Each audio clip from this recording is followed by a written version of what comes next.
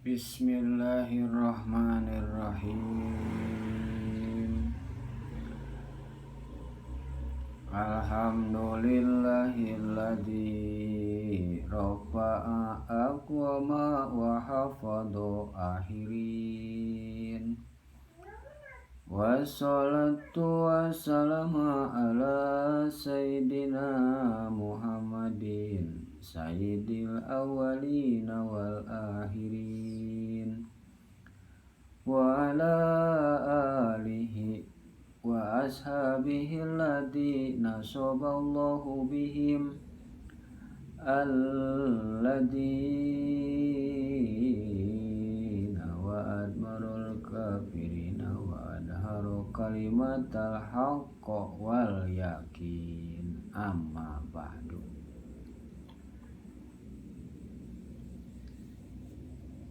Bismillahirrahmanirrahim.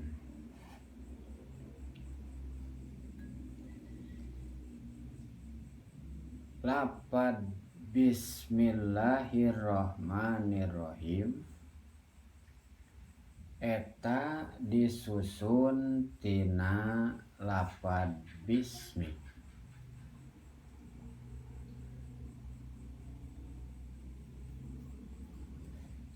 Ari bismi tarkibna jadi naon tah kira-kira? Nanti jadi jar majrur. Mana cenah rupana jar nyaeta ba, mana majrurna nyaeta lapad bismi. Jadi lapad bismi teh disusun tina dua, hiji ba, kadua ismi, nu disebut jarun wa majrurun. Naon cenah hartina jar? Jar teh nyaeta huruf anu ngajeerkeun. Ari majrur nyaeta isim anu dijeerkeun. Nu sakumaha kauninga bahwasana dina dasar-dasar kalimat anu sakumaha kauningakeun nyaeta ari kalimat teh kabagi kana 3 bagian. Nyaeta hiji kalimat isim, kadua kalimat fi'il, katiluna kalimat haraf. Nu sakumaha cek dina palenggeran dina kitab Jurumiyah, wa aqsamuhu salasatun ismun wa fi'lun wa harfun jaa lima. Wa aqsamuhu lan utawi duumane ieu kalam iku salasatun ana 3, ismun sawijine kalimat isim, wa fi'lun lan kapingdone kalimat fi'il, wa harfun lan kalimat harap jaa kang teka ieu harap limaknan maring makna. Jadi lamun rek di bahasa Sundakeun mah nyaeta ari bagian tina kalimah teh eta aya 3, hiji isim, kadua fi'il, katiluna haraf. Wa aqsamu kalimatin wahya salasah ismun wa fi'lun summa harfun jaliyah. Wa aqsamu kalimatin wahya salasah ismun wa fi'lun summa harfun jaliyah. Ari bagian kalimah eta 3, hiji isim fi'il harap nu katilu. Tah kitu cenah pisan teh. Jadi ieu lapad isim teh nerap kana lapad ismi dina lapad bismi. Jadi bismi teh majrur na lapad ismi, bakna jadi jarun nyata huruf anu ngajieurkeun kana lapad ismi. Emang ari harap jar teh aya sabaraha hiji cenah? Oh, ari harap jar teh eta kabagi kana 20. Mana cenah? Hiji-hijina, hiji min, kadua ila, tilu hatta, opat hola, 5 hasa genep. Ada 7 pi 8 an, 8 ala, 10 mud 11. Mundu 12 ruba, 13 lam, 14 kai, 15 wau, 16 ta, 17 kap, 18 ba, 18 la ala, ka 20 na mata. Haka huruf al-jari wahya min ila hatta qola hasa ada fi an ala munduru bala mukai waun wata wal kapu wal ba wala ala wal mata. Sakali deui haka huruf al-jari wa yamin ila hatta khola hasa ada pi an ala mud munduru bala mukai waun wata wal kapu wal bawala ala wal mata. Ta eta huruf jar anu 20. Ari huruf jarna dina lapad bismi teh nyaeta kaasupkeun kana 2 bagian deui, nyaeta aya huruf jar jaidah asliyah, aya huruf jar jaidah nu kaduana disebutkeun ti dieu aya huruf jar asliyah, aya huruf jar jaidah. Kumaha bedana anu dua antara huruf jar asliyah jeung huruf jar jaidah? Kacida bedana. Ari huruf jar asliyah mah nyaeta huruf jar anu karep kana ta'alluq jeung karep kana makna anu diseja. Ari harap jar jaidah mah eta henteu karep kana ta'alluq jeung henteu karep kana makna anu diseja. Nu sakumaha ceuk ka maqalana wa kullu hurufil jarri tabqa ta'alluqa siwa sittatin an hibdiha laisa yustagna. Wa kullu hurufil jarri lan utawi saban-saban huruf jar tabqa kang kari ta'alluqa ing ta'alluq siwa saliyane sitatin kang anhib diha saking jer laisa yustagna ora nono ngalap sugi. Ari harap jar jaidah teh aya sabaraha kerah? Aya 2. Hiji harap jar jaidah hakiki, nu kaduana harap jar jaidah sibeh bizaid. Kumaha beda antara jar jaidah hakiki jeung harap jar jaidah sibeh bizaid teh kerah? Maka antara kaduana beda kacida. Ari huruf jar jaidah hakiki mah anu henteu karep kana ta'alluq jeung teu karep kana makna anu diseja. Barang ari harap jar jaidah sibeh bizaid mah anu henteu karep kana ta'aluk ngan karep kana makna anu diseja hungkul. Nah cenah ari harap jar jaidah sibah bizaid aya sabaraha? Oh, ari harap jar jaidah sibeh bizaid mah eta aya genep. Hiji ruba, kadua lala, katilu mata, opat hola, lima ada, kagenepna hasa. Ieu nu genep teh nyokot ti mana nyata tina anu 20 nu tadi anu geus disebutkeun dina kamakola kitab Alfiyah. Haka huruf al jari wahya min ila hatta khola hasa adapi an ala muz munduru ba lamukai waun wata wal kapu wal ba wala ala wal mata.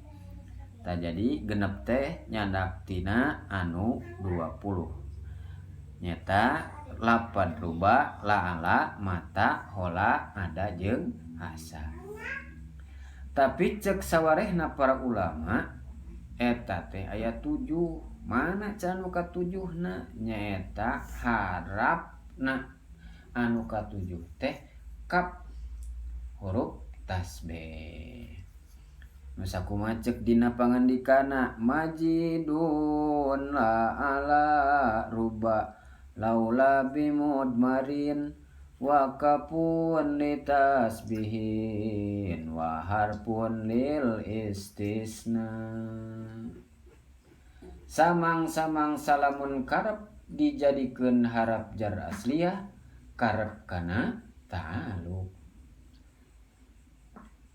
Kumaha cenah ayeuna lamun karep kana harap jar asliyah teh karep kana ta'aluk? Wa aujiban ta'liqo harfil jari wa dorfi bifili wasibhin yajri. Barang palebah dieu kamana ta'alukna? Kana nu dibuang. Naon sababna nu matak kanu dibuang?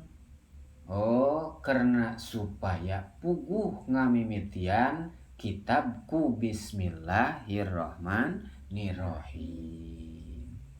Lain ku muta'alakna, tapi masing kanu dibuang oge mesti ku urang kudu we diayakeun takdirna mah. Naon sababna nu matak kudu ditakdirkeun? Oh, palebah dieu mah karena eta ngabuangna aya elat. Karena cek palanggeran wal hadfu lil elah kasabit. Naon cenah wal hadfu ari ngabuang lil elati karena aya elat kasabiti eta kaya-kaya henteu ngabuang bae. Tapi ari ngabuang nama ima wa ima isim wa ima fi'il. Keur salagina isim fi'il ima hos wa ima am.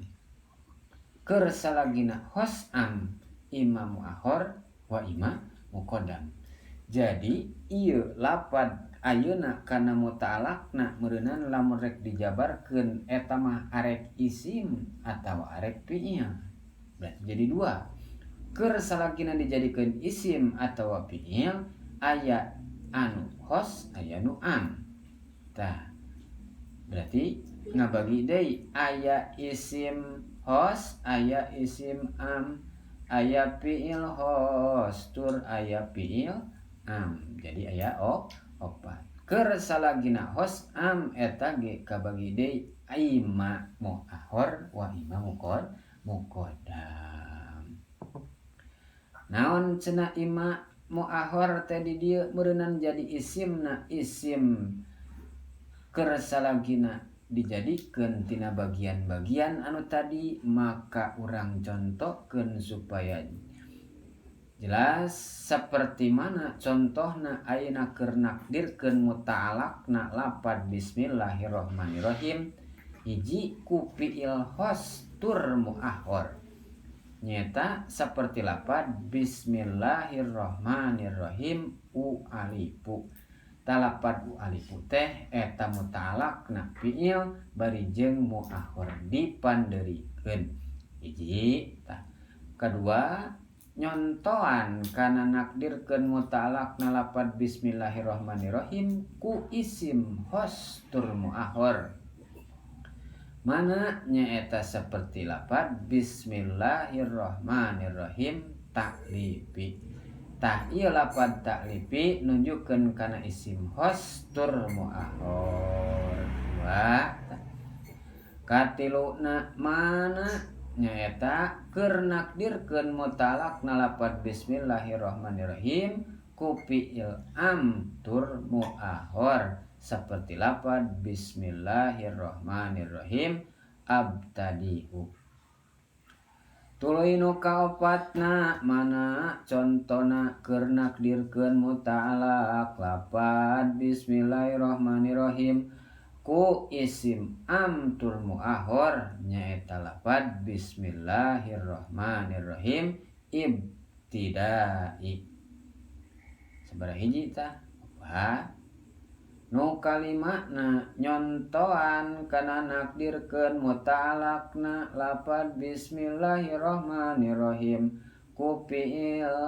hostur muqaddam nama mimiti tah seperti lapad alifu bismillahirrahmanirrahim tuluy ayeuna lamun keur nakdirkeun conto muta'alaqna lapad bismillahirrahmanirrahim ku isim hostur muqaddam nyata seperti lapad ta'lifi bismillahirrahmanirrahim tuluy sabarehna deui nyebatkeun dina nakdirkeun muta'alaqna lapad bismillahirrahmanirrahim ku fiil amtur muqaddam nyata seperti lapad abtadi'u bismillahirrahmanirrahim tuluy terakhir nyata nyontoan kana nakdirkeun muta'alaqna lapad bismillahirrahmanirrahim ku isim amtur muqaddam seperti lapad ibtidai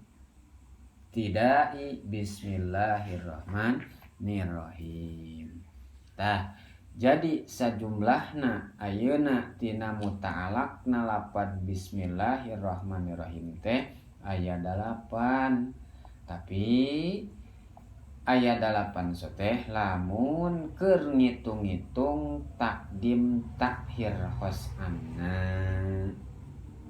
naon cenah ari takdim nyaeta miheulakeun muta'alaqna manderikeun lapad bismillahirrahmanirrahim ari takhir mah nyaeta manderikeun muta'alaqna miheulakeun lapad bismillahirrahmanirrahim naon cenah ari ngaran hos ari hos mah make lapad alifu jeung lapad ta'lifi lamun am make lapad abtadi'u jeung ibtidai tah eta tapi ieu muta'alaqna lapad bismillahirrahmanirrahim anu 8 teh aya anu pang alus-alusna mana anu sok dipake nyaeta keur nakdirkeun muta'alaqna bismillahirrahmanirrahim ku fiil hostur muahhor contona seperti lapad bismillahirrahmanirrahim alifu tah lapad alifu fiil hostur muahhor aya di akhir naon sababna sabab ceuk dina palenggeran wal aslu fil amal ayyakuna fi'lan artina ari asal-asalna dina amal eta kudu ku fiil sarta fiilna oge kudu fiil mudhari gitu. Naon sababna nu mata kudu fiil mudhari cenah ayeuna santri ieu kudu ku fiil mudhari teh sabab ayeuna lapadna fiil anu pang alus-alusna bari jeung hos eta teh karena cek palenggeran nuturkeun kana li anna kulla syahsin yudmaru ala ma fi qalbihi inda qiraatil basmalah. Naon cenah li anna kulla syahsin ari sakur-sakur jalma yudmaru eta sok nyimpen alama fi qalbihi kana perkara dina jero hatena inda qiraati bakal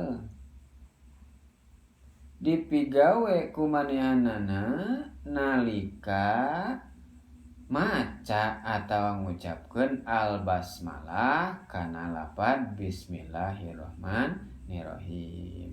Saperti di dieu yeuh mualif musannif anu maksudna arek nganggit kana ieu teh atuh henteu meunang henteu mutalakna lapad bismillahirrahmanirrahim teh kudu ku alifu.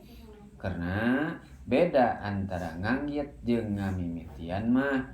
Ari nganggit mah kudu kana kitab, ari ngamimitian mah eta kana kitab. Ari kana naon bae, ari ngamimitian mah henteu kudu gitu. Jadi kana naon bae. Jeung di dieu ari nganggit mah make lapad alifu jeung lapad ta'lifi. Ari ngamimitian mah eta sok make lapad abtadi'u jeung ibtidai. Naon sababna anu matak kudu kumu ahor? Maka di dieu teh ngalapadan lapad bismillahirrahmanirrahim ku muahor teh nyaeta taqdimul ma'mul ala amilihi yufidul hasra. Artina ari miheulakeun ma'mul mandarikeun amil eta sok maedahkeun kana ringkes. Tah kitu. Jadi rupana ma'mul di dieu teh nyaeta lapad bismillahirrahmanirrahim. Mana rupana amil nyaeta lapad alifu. Cekas tah nya. Di dieu jadi cek tadi lapad bismi teh JR daku sawab dijadikeun majrur. JR cenah naon ari alamat JR na? Kasro. Nah ari alamat JR aya sabaraha? Aya 3, hiji kasro, kadua iya, katilu patah. Mentak tadi lapadna bismi, tah si mimna make kasro. Jadi bismi. Cek dina jurumiyah walil hobdi salasu alamatin al kasratu wal ya'u wal fathatu. Walil hobdi lan iku tetep kadue irob hopat salasu alamatin utawi 3 piro-piro tetengger. Al kasratu sawiji kasroh wal ya'u lan kaping done iya wal patatu lan kaping 3 patah. Sakumaha cek dina palenggeran deui dina kitab nu sejenna nyebatkeun alamatul hafdilati bihandobat kasrun wa ya'un summa fathatun faqat alamatul hafdilati bihandobat kasrun wa ya'un summa fathatun faqat. Naon sababna anu matak dialamatan ku JR ku kasroh teh? Ieu lapad bismi nyaeta ismi di dieu nunjukkeun kana kalimat isim mufrad. Ari si kasroh ngalamatan JR-na dina sabaraha tempat kerah supaya uning di dieu nyaeta si JR nunjukkeun kana 3 tempat. Hiji dina isim mufrad munsharif kadua dina jama taksir munsharif, katiluna dina jama muannas salim. Nu sakumaha ceuk dina jurumiyahna fa amma kasratu fatakunu alamatan lil hofdi fi salasati mawadi'a fil ismil mufradi al munsarifi wa jam'i taksiril munsarifi wa jam'il muannasi salimi. Fa amal kasratu maka napon utawi kasroh iku patakunu maka ono ieu si kasroh alamatan dadi tetengger lil hofdi kadue i'rab hofat fi salasati mawadi'a ing dalem telu piro-piro panggonan fil ismil mufradil munsarifi sawijine ing dalem kalimat isim mufrad munsarif wa jam'i taksiril munsarifi lan kaping done ing dalem jama taksir munsarif wa jam'il muannasi salimi lan kaping tulune ing dalem jama muannas salim. Nu sakumaha unggelan ayeuna meureunnan dina kitabna Alfiyah nyebatkeun fahfid bi kasrin ma minal asma urib fi rafihi bi dhammi haisu yansorif. Ari mufradna ilapad isim teh mufrad dina bab naon nyaeta mufrad dina bab i'rab. Nah ari mufrad aya sabaraha nyaeta ari mufrad teh kabagi kana 5. Hiji mufrad dina bab i'rab, kadua mufrad dina bab khobar, katilu mufrad dina bab nida, kaopat mufrad dina bab la, kalimana mufrad dina bab kalimat. Nu sakumaha meureunana kawuningakeun deui nyebatkeun dina kitab Alfiyana wa haka minal mufradi khamsata aqsamin i'rabun wa khobarun wa nida'ul kilmah. Wa haka minal mufradi khamsata aqsamin i'rabun wa khobarun wa nida'ul kilmah. Tah sakitu ayeuna karak nepi kana muta'alaqna lapad bismi. Urang teu tadina arek nganggit kana ieu kitab naon nya meureunnan kitab nu bakal kakorehkeun nyaeta di dieu teh ieu ki musannif nyebatkeun kitabna Al-Kafrawi nyaeta kitab anu diwiwitan tina ieu arek nyerahan kana matan jurumiyah nu sakumaha ku Al-Imam Syekh Muhammad Syekh Hasan Al-Kafrawi. Tak urang teh ayeuna di dieu karak arek muka ngajabarkeun kana lapad bismillahirrahmanirrahim. Jadi lapad bismillahirrahmanirrahim teh ayeuna ngajadikeun pikeun urang bisa ngarambah ku sababaraha i'robanana. Mimiti urang karak kana lapad bismi hungkul tadi teh ba jeung ismi tina runtuyan kalimah anu tilu, hiji isim, kadua fi'il, katiluna harap. Sabab ayeuna nguningakeun lapad bismillahirrahmanirrahim, lapad bismina tadi dijerkeun. Nu sakumaha meureunnan urang uninga oge ayeuna meureunnan fal ismu yu'rafu bil hofdi wa tanwini wa duhulil alifi wa hurufil hofdi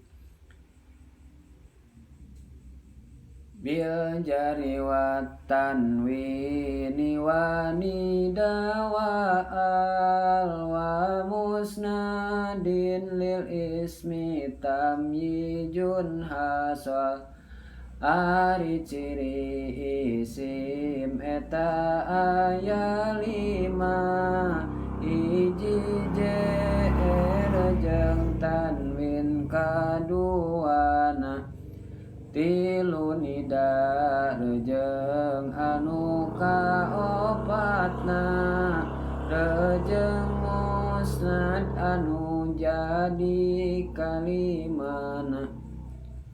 Tah jadi lapad ismi teh dicirian ku JR-na lapad kasro. Tah ti dieu maka urang karak nganepikeun kana lapad ismi. Jeung muta'alaqna lapad ismi anu dalapan tadi maka cek musannif ayeuna ngamimitian urang kana ieu kitab nganggitna kalawan make naon tadi teh nu kadalapan nyebatkeun bahwa wal aslu fil amal ayyakuna fi'lan. Tuluy meureunana at-taqdim al ma'mul ala amilihi yufidul hasar. Tuluy meureunana ayeuna make di dieu nganggitkeun kana ieu kitab mangrupa bismillahirrahmanirrahim alifu. Tah sakitu heula nya ayeuna ke urang teruskeun deui dina pepertelaan ngajabarkeun lapad bismillahirrahmanirrahim. Taku kituna sing daradaek ayeuna urang neruskeun kana rarambatan ulama ngarambah kana nyukruk galur ilmu anu manfaat supaya urang bisa narima kabarokahan. Ke kapanggih deui jeung panerusan kana anggitan-anggitan kana martelakeun kana lapad bismillahirrahmanirrahim anu can beres.